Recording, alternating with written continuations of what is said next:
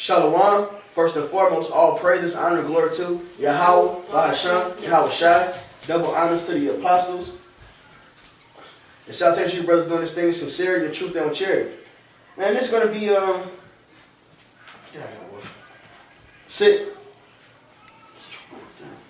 This is going to be a lesson going in on these motherfuckers that like to go to certain scriptures like, what you're going to pull up, but 1 Corinthians 11, all right, say, where's that in the law? Where's that in the law that a woman can't cover her head? A woman can't have her head uncovered when she reading the prophecy and stuff like that. Or a man can't have long hair. All right? And for one, if Paul said it, that is the law, man. Hey, get 1 Corinthians 14. We shouldn't have to go through this moment, man. What does the word precept even means? Huh? The word precept means commandment, a law. And that's the entire book. All right, whatever the Lord told any prophet or any man of the Lord, that's a law. Go ahead. Starting what? It's like I can take the verse, right? 1 Corinthians 14 and I believe like 37. Let me double check though. 37. This is 1 Corinthians 14:37. If any man think himself to be a prophet or spiritual, let him acknowledge that the thing that I write unto you are the commandments of the Lord. There you go. These things are commandments. Right, because they even use that when it says, let your woman keep in silence in the church. Where's that in the law? I mean, it's for one, if he said it, that is law. Secondly, it's all throughout the scriptures. All right? Nothing better than a woman whose mind is well instructed, meaning a woman who can listen and shut the fuck up.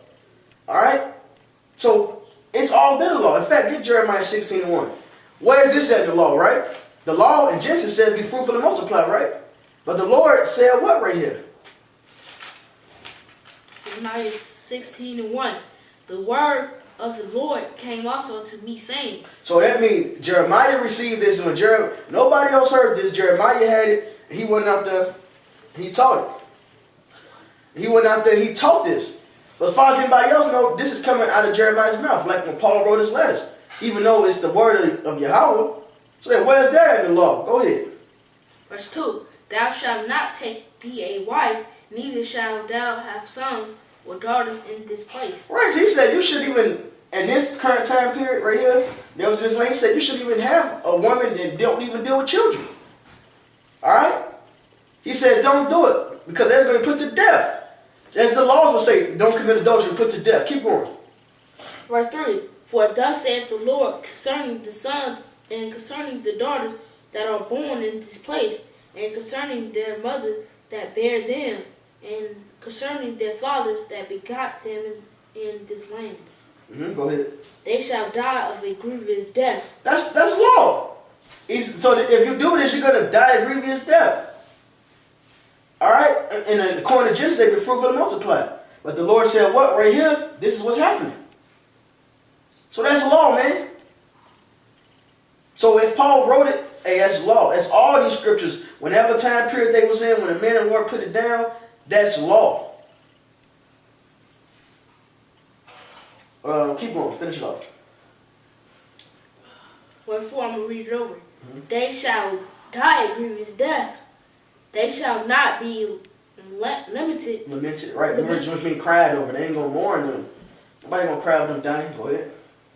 Neither shall they be buried, but they shall be as a dung upon the face of the earth, and they shall be consumed by the sword and by the famine, and their carcass shall be meat for the fowls of heaven and for the beasts of the earth. Right, for this period of time in this specific land, all right, that was law. And when you read later on, it tells them to go ahead and seek the peace of this city. To go ahead and get, build up children, have children and such. All right? It's in a different chapter. Further on down in the book of Jeremiah. So in this specific time, this was the law for right then. According to the word of the Lord, man. So whatever the prophets put down, as Paul said, man, if you're spiritual, or if you call yourself a prophet, then you better believe the things I'm telling you was law. And for the record, hey, that goes through 3 videos a week. Apostle Hart put that decree out. That's the law currently. Okay? So how about that one, man? Charlie, I get John the 10th chapter. Go get Psalms 82 and 6. Excuse me. Say John 10 and what? Sorry, 32. This is John, St. John 10 and 32. Yahushua answered them, many good works have I showed you from my Father. For which of those works do ye stone me? The Jews answered him, saying, For a good work we stone thee not, but for blasphemy, and because that thou, being a man, makest thyself Yahushua answered them, is it not written in your law? Is it not written in your what? Is it not written in your law? Yeah, you said it right. In your law. You said it the first time I wanted you to say it over. Because he's called it the law. Keep going. I said, ye are gods. And where is that at? Right, read that. Psalms 82 and 6. Psalms 82 and 6. I have said, ye are gods, and all of your children, you are children of the Most High. So that's in the book of Psalms. So that's counted as the law, man. Because all of it is the law. Hey, why did King Saul he put to death, man? All right, the Lord came to him through the prophet and told him it's better for you to obey than to sacrifice, right? But originally he lost his throne because he didn't obey this. So I can ask you again, where's that in the law of Moses, man? Why did King Saul lose his throne?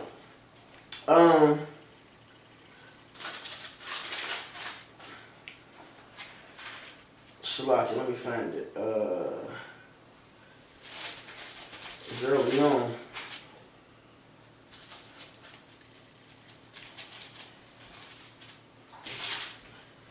Salaki.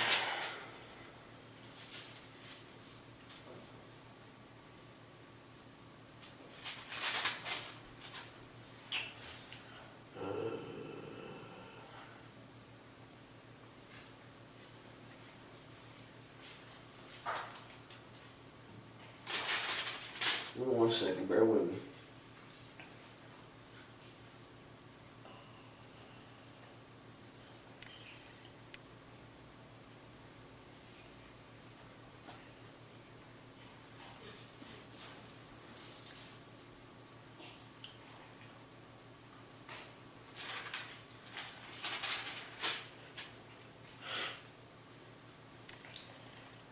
This is right, this is 1 Samuel 13. And okay, let me get this first. Because it happens, the commandment is given to him.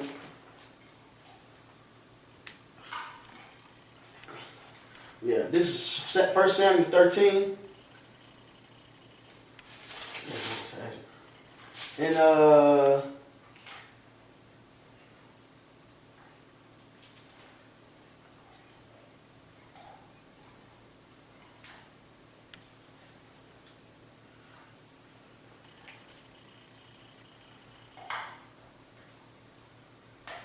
going to get to the point.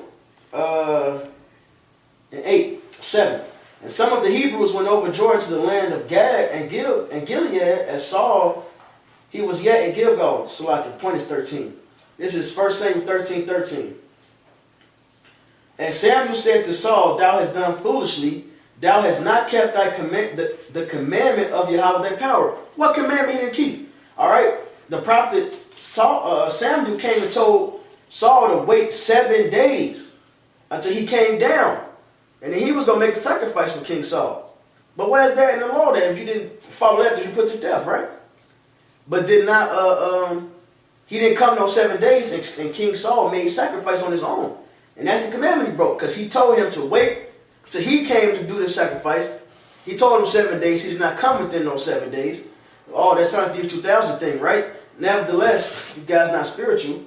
Nevertheless, it said that he broke a commandment, man. He broke a commandment. And Samuel said to Saul, Thou hast done foolishly. thou hast not kept the commandment of Yahweh thy power, which he commanded thee. For now would the Lord have established thy kingdom upon Israel forever. All right, that's the thing, man. Whatever the prophets wrote, all right, whatever they said to the people, that was law. That's called a precept. And guess what? It happens to actually be in the law. Hey, grab me 2 Corinthians, not to Zach, grab 2 Corinthians 10. Charlie, I want you to keep going that. Read that read that St. John 10 and 34 in your law and read the next verse. 2 Corinthians 10 and 7. Go ahead, Charlie. This is St. John 10, verse 34. Yahushua answered them, is it not written in your law? I said, ye are gods.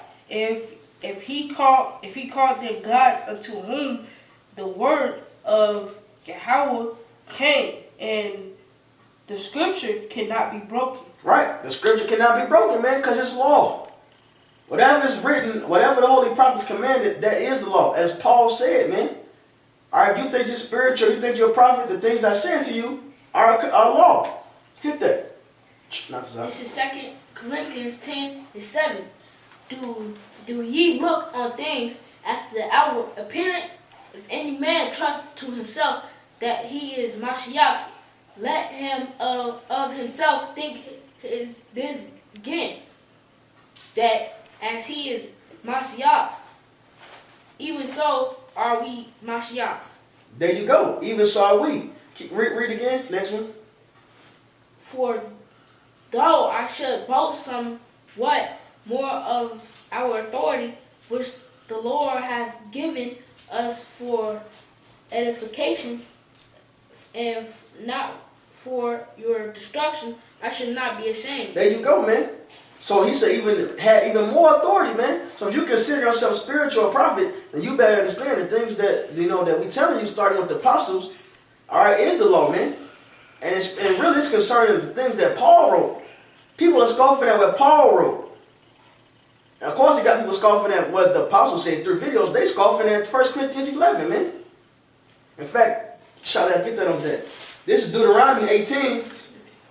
And this Deuteronomy 18 and 18, let me get to the point.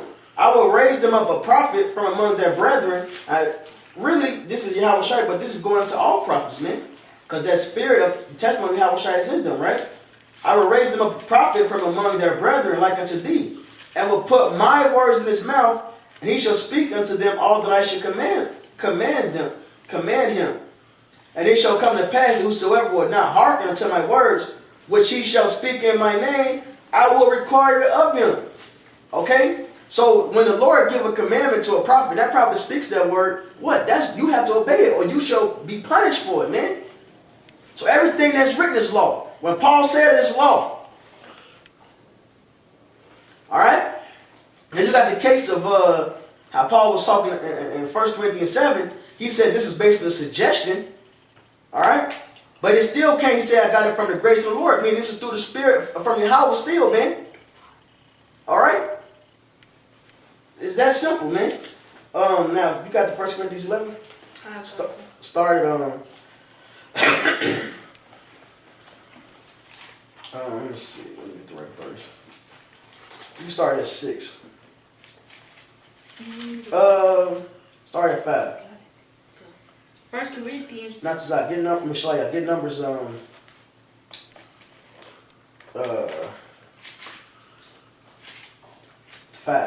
Go ahead. 1 Corinthians 11 and 5. But every woman that prayeth or prophesieth with her head uncovered dishonoreth her head, for that is even all of one, as if she were shaven. Right, so a woman reading and prophesying with her head uncovered is counted as if she was shaven, man. It's a damn shame. A bald-headed woman is a curse. Read Isaiah the 3rd chapter. So if you out there with your head uncovered, specifically a married woman, because it goes into that the angels shouldn't even look at your woman's glory like that, being seen in here. So how much more regular men? Right? Keep going. It's a shame for a woman to be out there like that. Keep going. For if the woman be not covered, let her also be shorn. Right. But if it be a shame for a woman to be shorn or shaven, let her be covered. Right, let her be covered. So that's plain, man. And what Paul is saying right now is the law. Because he's writing it, man. All right? Now hit that Numbers 5 and start at, yeah. Numbers 5 and,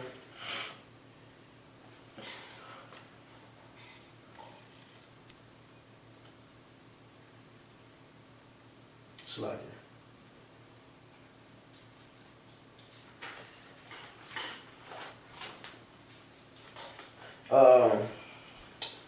Start at, so give me a little backdrop. Start at 15. God. This is Numbers 5 or 15. Then shall the man bring his wife unto the priest, and he shall bring her offering for her, the tenth part of an ephah of barley meal. He shall pour no oil upon it, nor put frankincense thereon, for it is an offering of jealousy, an offering of memorial, bringing iniquity to remembrance. Just so it's giving a backdrop of what's happening here. This is a man that's accused this woman of adultery, but he ain't got no proof. So he's going to bring her to the priest. All right? Keep going in front of a holy man. Go ahead. And the priest shall bring her near and set her before Yahweh. And the priest shall take holy waters in a earthen vessel. Yep, earthen vessel. And of the dust that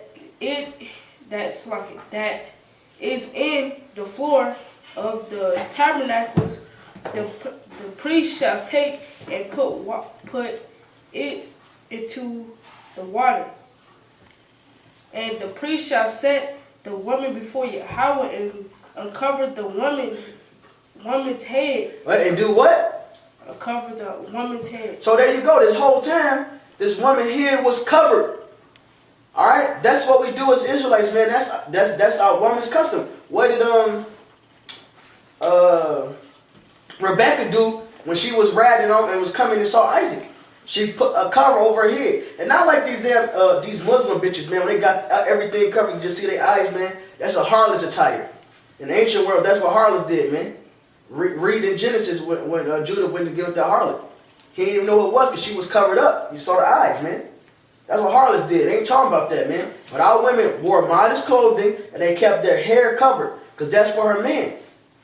Okay?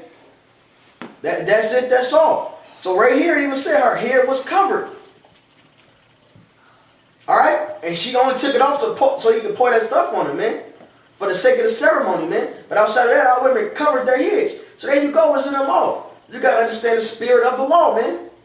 Understand Israelite customs. All right? Our women covered their heads. As we just finished that off. And our men did not cover their heads, man.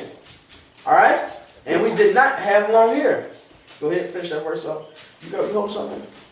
Oh, you got the cricket. You're going to go back to that. Not playtime, boy. One time. Keep going.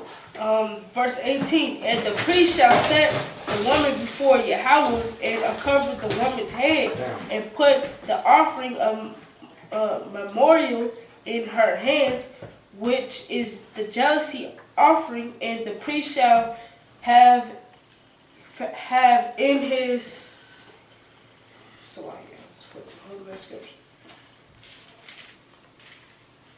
hand that bit of water that causeth the curse. There you go. So that was just to show that the women, when they came before the holy man, they had their head covered. Just like it said that before the angels, they would have their head covered. All right, because the man got the power over the head. That's for your husband, man. The man don't need to see all that, man. A woman inherently looked better when she got longer hair. That's why these bitches do to this day. They go get their bundles, put all that weave and make their hair longer. They get prideful because that's a part of their beauty. That's their glory. All right, and that's for her man. Okay. Now go back to that Corinthians. We go first to second. The First Corinthians. You can let go to 2 Corinthians. 1 Corinthians 11. Shaliyah, go to Exodus 29. 11, verse 6. Verse 6. Verse 7. You can read 6 over. Come. Verse 6. For if the woman be not covered, let her also be shorn. But if it be a shame for a woman to be shorn or shaven, let her be covered. For a man indeed ought not to cover his head, for so much as he is the image of glory of Yahweh, but the woman is the glory of the man. All right, now Exodus 29 and just 6, just to show how the men wore hair garment. Exodus what? Okay. 29:6. You should have it. This is Exodus 29, verse 6. And thou shalt put the A mitre, kind. look it up. Yep, that's the spirit, kind. A turban of the high priest.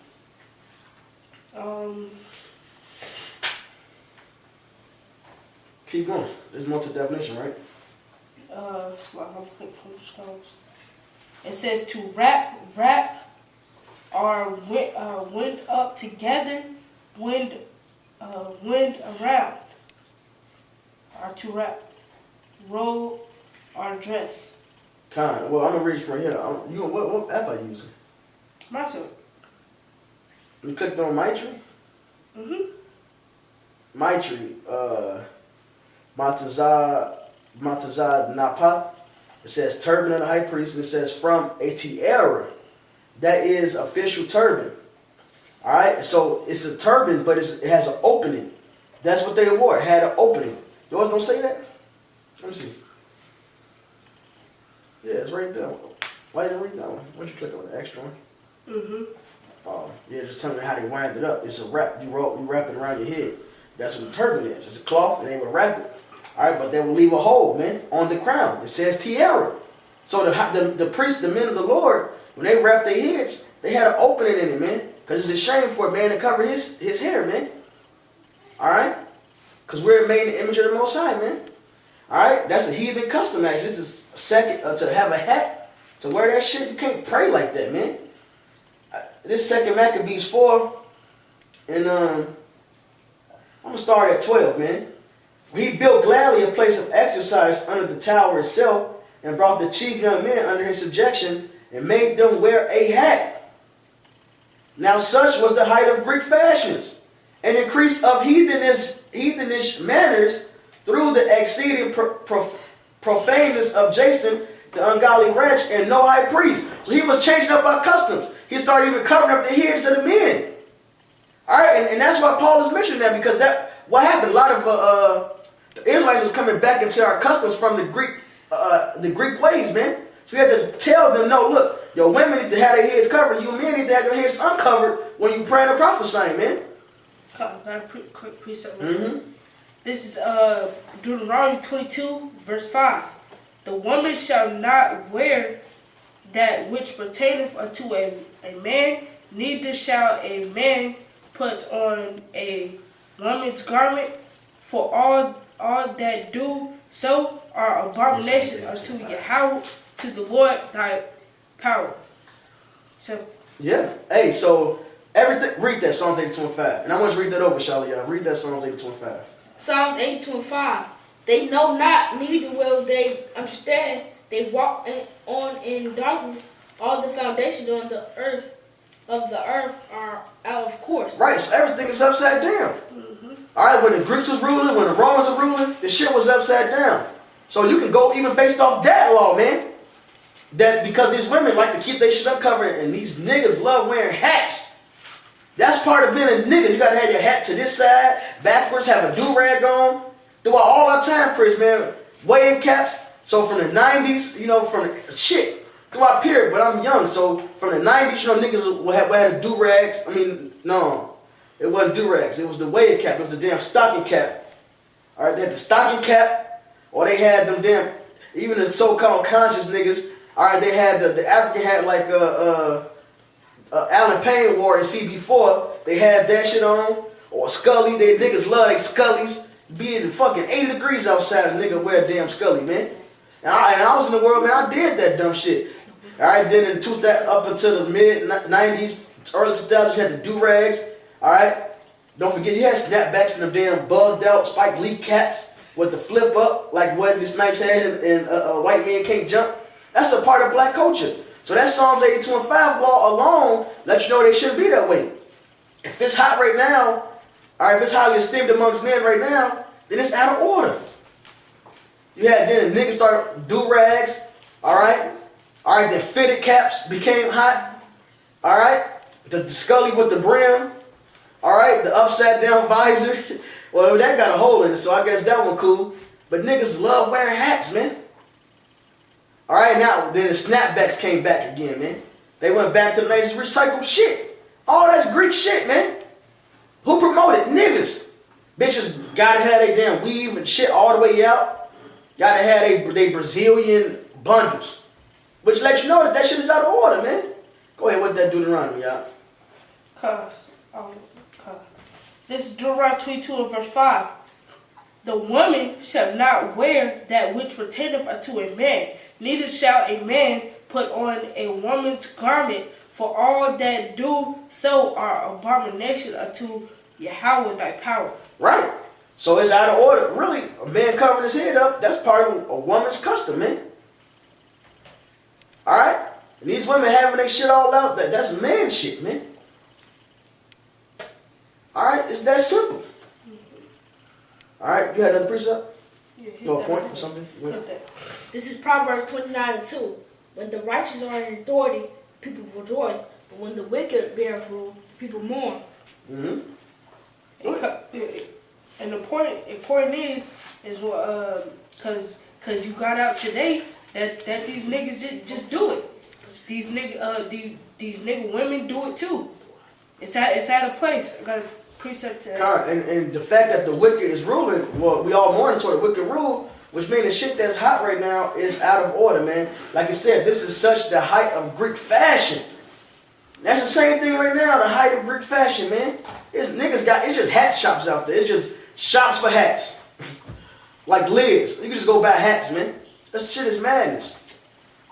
Go ahead. This is Proverbs 28, verse 28. When the wicked rise, when the wicked rise, men hide themselves, but when they perish, the righteous increase. There you go. There you go. The wicked is ruling, man. So all this shit is madness, man. All right. So there you go in the law. Now keep going at Corinthians, and then shall we get Ezekiel 44 and 19. Verse 8. Color out all the way. 1 Corinthians 11 and 8. For the man is not of woman, but the woman of man, of the man, for the man. Keep going, yeah. Neither was the man created for the woman, but woman for the man.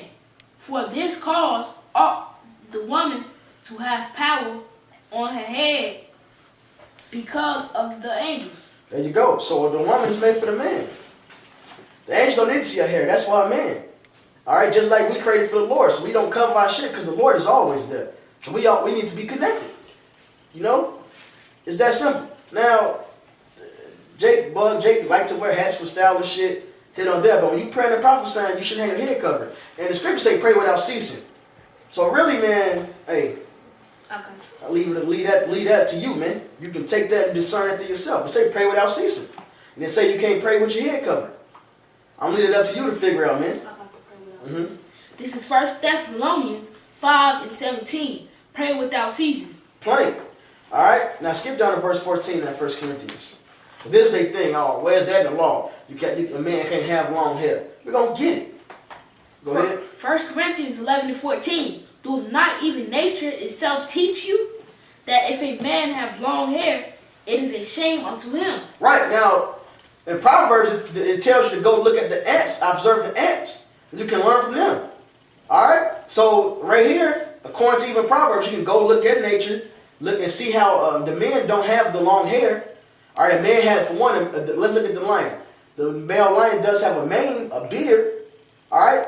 But all the extra ass shit is for the female of the animals, man. All right? Now, the men are the beautiful one of the animals, like the peacock, got the colorful feathers. But all the extra long trains and stuff, now some animals got trains and shit. That's for the women of that animal, man. So nature itself tells you a man should have long hair. How you gonna have long hair and be a warrior? You're gonna end up like Absalom. Your hair caught in the goddamn tree. Right? Now get Ezekiel 44:19. Let's get a law on that. Before you read that, well actually read that. Get 1 Peter 2:9. I'll hold that. No, stop. 44:19, right? Mm-hmm. This is Ezekiel 44:19. And when they go forth into the other courts, even into the other courts to the people, they shall put off their garments wherein they minister and lay them in the holy chambers, and they shall put an oath. Sit, So like it kind of just spaced out. Other garment, and they shall not sanctify the people with their garments. Neither shall they shave their heads. So they shouldn't be bald. Go ahead. Nor suffer their locks to grow long. They shall only poll their heads. Poll their heads, man. That poll is basically to trim. All right. Now this is talking about the priest, but guess what? Read the 1 Peter 2. This is 1 Peter 2 and 1. 9. 1 Peter 2 and 9. But ye are a chosen generation. So us that's been called, into this truth, called in the Lord, willing, chosen into this truth. Go ahead. A royal priesthood, a holy nation, and a peculiar people, that ye should show forth the praise of him who hath called you out of darkness into his marvelous light. There you go, man. So we are the priesthood, man. So as a priest, we're not to suffer our locks to grow long, man. We ain't to be bald-headed, all right? And we're not to suffer our locks to grow long, all right? It said that we should poll it. That's plain. So there you go. That's the law in this stuff, all right? And if a prophet said it, man, that's law anyway. You motherfuckers just are wicked, man. You don't want to serve the Lord, man. And that's what it boils down to, man. We're going to end it on this. Get Proverbs 13:13. And we read in Deuteronomy about the prophet. If you don't listen to him, you're going to be judged. But here you go. This is Proverbs. Go ahead. This is Proverbs 13:13. Whoso despiseth the word shall be destroyed, but he that feareth the commandment shall be rewarded. There you go. Yeah, you either going to deal with the commandments, which is from the mouth of the prophets, or you're going to be disobedient and be destroyed, man. All right? Obedience is better than sacrifice. Take King Saul example. Hey, he didn't break a law that was written in the book of Moses. He broke a law that came from the prophet's mouth. And the Lord took the kingdom from him, man. All right, and plagued his ass with demons at that. All right? So you better obey, man. So with that, all praises, honor, glory to Yahweh, Ba'ashem, Yahweh Shai. All right? Double honors to the apostles. And salutations, brothers, doing this thing in sincerity, in truth, and with charity. Shalom. Shalom.